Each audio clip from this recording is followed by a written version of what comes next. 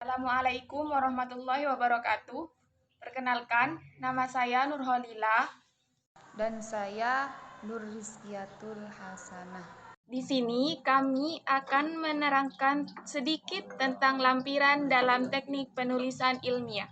Nah, sebelum kita pada materinya, lebih baik kita mengetahui dulu apa sih itu lampiran. Nah, di sini saya akan menjelaskannya.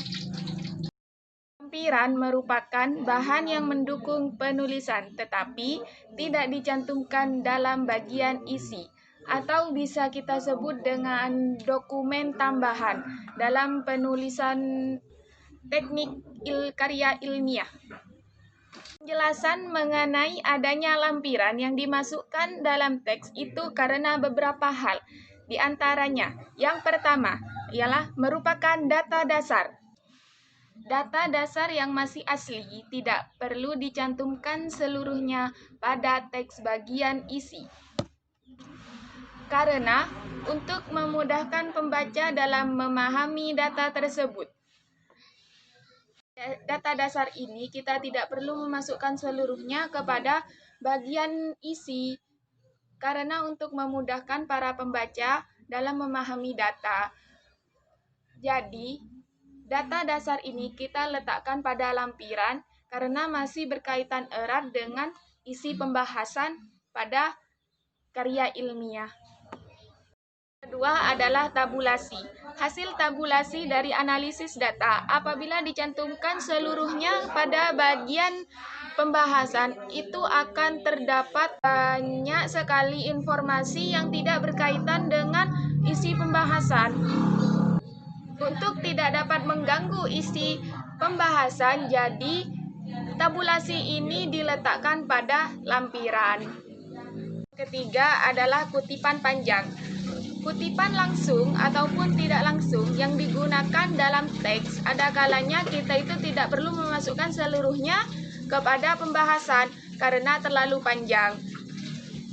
Dan penulis hanya mencantumkan kutipan pada pembahasan itu yang berkaitan saja, yang sangat berkaitan erat dengan pembahasan. Jadi selebihnya kutipan panjang yang langsung maupun tidak langsung itu dimasukkan ke dalam lampiran. Baik, poin keempat adalah hasil cetakan atau printout komputer. Hasil cetakan atau printout komputer adalah pengolahan data statistik, di mana hasil analisis data yang berasal dari cetakan atau printout komputer biasanya tidak dimasukkan seluruhnya dalam teks atau laporan karena terlalu banyak dan panjang, serta ada data atau informasi yang tidak terkait langsung dengan uraian pada teks. Oleh karena itu, hasil printout komputer tersebut sebaiknya dicantumkan dalam lampiran saja. Hal ini dimasukkan agar pembaca dapat memahami secara keseluruhan terhadap informasi yang digunakan dalam teks. Baik, poin yang kelima ialah tabel panjang. Biasanya sebuah lampiran berisikan tabel yang tidak dapat dimasukkan dalam format teks.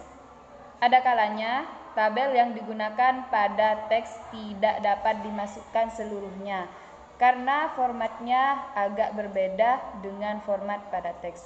Untuk itu, walaupun tabel tersebut sangat berkaitan dengan uraian, dianjurkan agar dapat dipisahkan saja dari teks atau laporan dan disatukan dalam lampiran.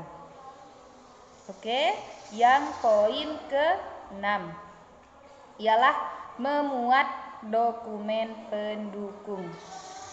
Beberapa dokumen pendukung seperti metode analisis di laboratorium, misal mengukur kandungan N atau nitrogen, peraturan, ketentuan, gambar, dan peta dirasakan kurang penting apabila dicantumkan atau dimasukkan dalam teks atau sebuah isi laporan.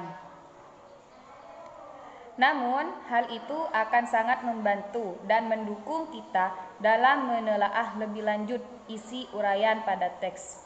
Untuk itu, dokumen dapat dicantumkan dalam lampiran. Hal ini bisa memudahkan pembaca untuk lebih memahami isi daripada teks tersebut. Baik, yang poin ke-7 yaitu berisikan instrumen. Jadi lampiran itu yang terakhir berisikan instrumen. Instrumen sendiri adalah alat bantu untuk mengumpulkan data.